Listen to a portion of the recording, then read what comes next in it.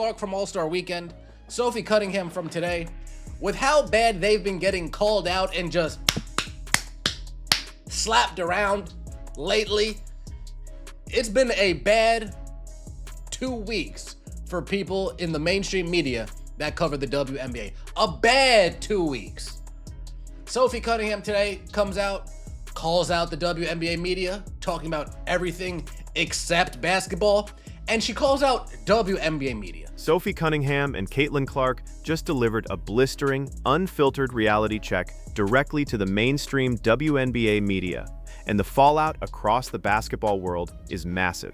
For years, players, coaches, and die-hard fans have watched in frustration as major sports outlets and beat writers routinely ignore on-court strategy, historical scoring performances, and elite athletic execution in favor of manufactured drama, clickbait headlines, and narrative-driven outrage. But now, two of the league's most vocal and influential stars have officially had enough. In a pair of explosive, viral media sessions, both Sophie Cunningham and Caitlin Clark publicly called out WNBA journalists for being completely out of touch with reality, accusing mainstream networks of intentionally distracting fans from actual basketball. The main question consuming sports talk shows, podcast platforms, and fan forums is simple. Why has mainstream WNBA coverage become so obsessed with off-court controversy? And how did Sophie Cunningham and Caitlin Clark expose the media's click-farming business model in a matter of minutes? When you analyze how women's professional sports are covered in the modern media landscape, the disconnect between actual athletic performance and televised discourse has never been wider. While players are on the court executing sophisticated offensive schemes, setting scoring benchmarks, and displaying world-class skill, sports talk shows routinely ignore the game film to debate social media rumors and manufactured personal rivalries. For fans who tune in to watch high-level basketball, this persistent focus on drama over sports performance has created immense frustration. When stars of Cunningham and Clark's stature step up to the microphone and address this issue head-on, it marks a historic moment of player pushback against the mainstream sports media establishment. Millions of fans across the country are rallying behind their calls for genuine basketball coverage, demanding that sports networks honor the incredible athletic growth taking place on the floor every night. Sketchy. Sophie Cunningham, quote, "The WNBA media, all we ever do is cover everything except basketball. You can talk about other things. Those are great stories. It shows fans who people are outside of the court. But I think we got to keep the main thing the main thing." Again, she specifies WNBA media. She understands the people that are covering this story that aren't WNBA media, they're covering a story. That's not the WNBA. The catalyst for this latest mainstream media meltdown erupted when Phoenix Mercury guard Sophie Cunningham addressed reporters during a raw, candid media availability. Cunningham did not mince words when calling out the clear disconnect between what is happening on the hardwood and what beat reporters choose to publish. Cunningham explicitly stated that the WNBA media covers everything except actual basketball. She acknowledged that human interest stories outside the four lines are fine for showing who players are as people, but emphasized that journalists have completely lost sight of keeping the main thing the main thing. Cunningham pointed out that teams across the league are playing at the highest level in history, breaking scoring records in consecutive games and featuring marquee matchups between superstar talents like Kelsey Mitchell, Olivia Miles, and Paige Bueckers. Yet, despite these historic athletic achievements, media outlets continually pivot toward manufactured distractions and off-court controversy. To understand why Cunningham's statement resonated so deeply across basketball circles, you have to look at the exact distinction she made regarding sports journalism. Cunningham made sure to differentiate general news outlets from dedicated WNBA beat media. She noted that while general lifestyle or culture reporters might drop in to cover broader social narratives, dedicated WNBA media members have a specific job to cover the sport itself. When sports journalists, whose sole responsibility is to report on X's and O's, player development, and tactical adjustments, consistently ignore game film to farm clicks on controversy, they fail the sport, the players, and the fans who tune in to watch high-level basketball. Cunningham highlighted that in games like the matchup against the Minnesota Lynx, There was extraordinary basketball being played on the court, yet reporters focused entirely on sideline distractions instead of analyzing the phenomenal play between elite guards.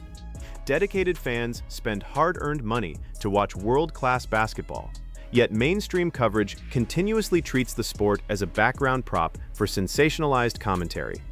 This sharp distinction drew widespread praise from basketball purists who want to see game film analyzed with the same tactical depth given to other major professional leagues. They're doing not a good job at. Let's take a listen, shall we?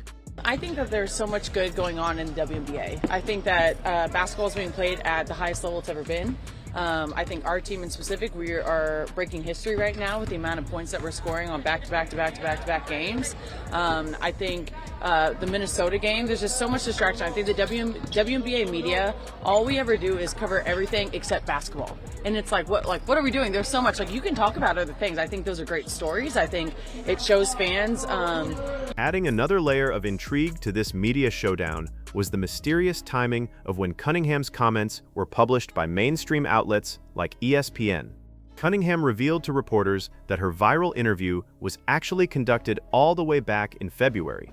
Yet sports networks held onto the footage and text for months before releasing it in late July. Sports analysts and cap commentators immediately pointed out the calculated PR strategy behind this release window. Releasing the spotlight profile on the exact Monday preceding her official shoe launch was a deliberate move to maximize web traffic, engagement, and promotional momentum. Rather than publishing timely basketball analysis during the off-season, major media conglomerates strategically sat on the material until it could generate peak viral engagement during the height of the regular season. When fans and media critics realized ESPN had held the interview for nearly half a year, it triggered intense debate over how major sports networks manipulate narrative timelines for maximum engagement. Commentators noted that media outlets routinely throw sensationalized content into the public sphere to ignite outrage cycles, only to sit back and watch fans argue over context. For Cunningham, clearing the air was essential to refocusing public attention on her team's preparation for marquee games against powerhouses like the Las Vegas Aces and Minnesota Lynx, rather than letting corporate media timelines dictate her locker room narrative.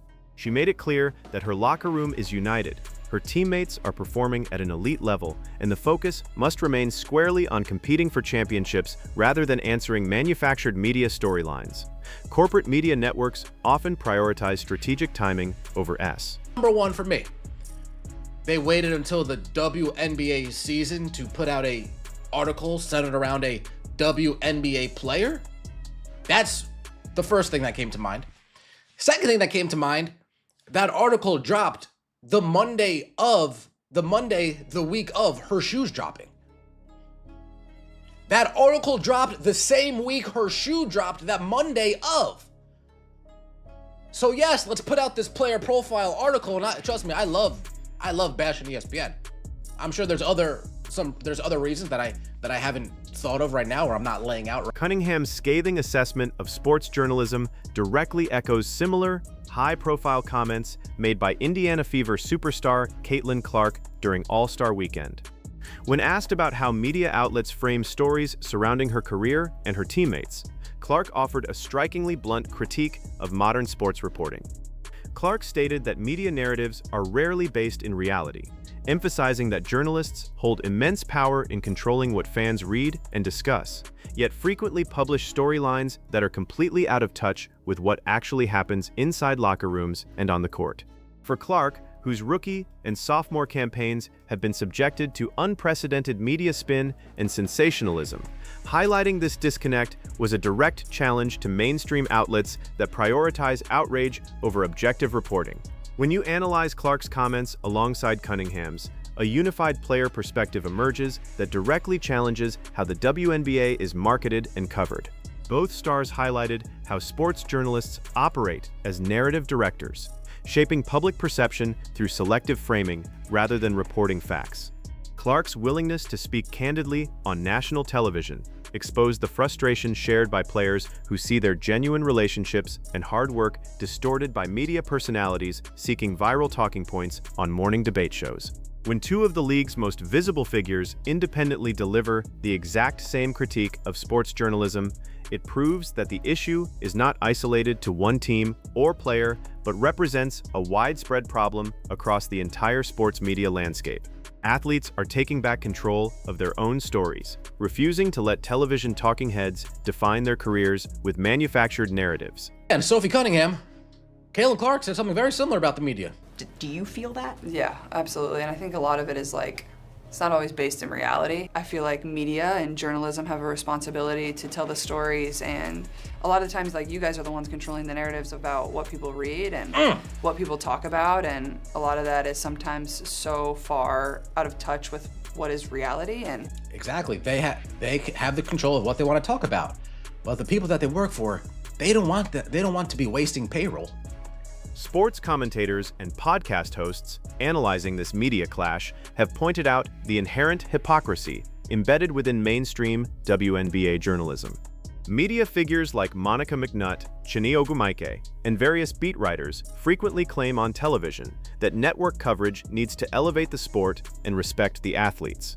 However, when basketball games take place without dramatic off-court drama, those same networks refuse to highlight game film or tactical breakdowns because sensationalized drama generates far higher click-through rates.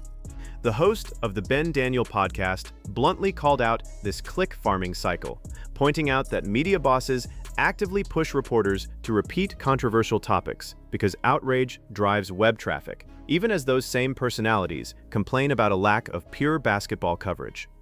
This economic incentive structure creates a vicious cycle in sports media. Outlets know that articles covering actual game strategy outside of Caitlin Clark or high-profile controversies draw relatively modest viewership compared to viral drama. As a result, network executives demand more sensationalism, forcing reporters to manufacture narratives.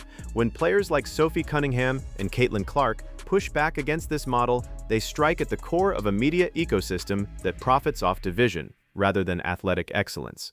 Media networks would rather spend 20 minutes debating off-court rumors than spend 5 minutes analyzing defensive rotations, pick-and-roll coverages, or historic scoring efficiencies. Until media executives realize that modern fans want deep, tactical breakdowns, this disconnect between networks and viewers will only grow wider. True sports journalism requires celebrating on-court mastery, not inventing off-court strife. Either. People are coming at Sophie Cunningham saying, I can't believe Sophie Cunningham's saying this. She's one to talk. How dare she say this?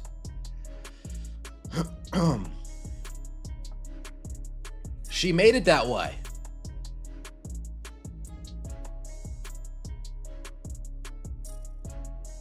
Yeah, sure, Sophie. Literally her with this statement. Did we just become best friends? Yup. Sophie talking to herself. This woman is retarded. She started all of it and doubled down.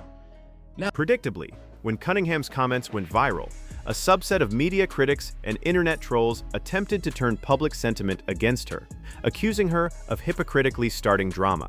However, sports analysts quickly jumped to her defense, pointing out that Cunningham did not seek out a controversy. She simply answered an interview question honestly back in February, only for a major sports network to drop the material months later to spark a media storm. Blaming the player for responding candidly to a direct question completely ignores how media outlets manufacture narratives for profit. Ultimately, the powerful statements from Sophie Cunningham and Caitlin Clark represent a pivotal turning point in how professional women's basketball is covered. As attendance records shatter, stadium seats sell out, and television ratings reach all-time highs across the nation, fans are making it abundantly clear that they want in-depth basketball analysis, game film breakdowns, highlight plays, and genuine athletic reporting, rather than manufactured soap opera drama. By fearlessly calling out mainstream media hypocrisy, Clark and Cunningham have set a bold new standard for sports journalism, one that demands true respect for the game, the athletes, and the sport itself.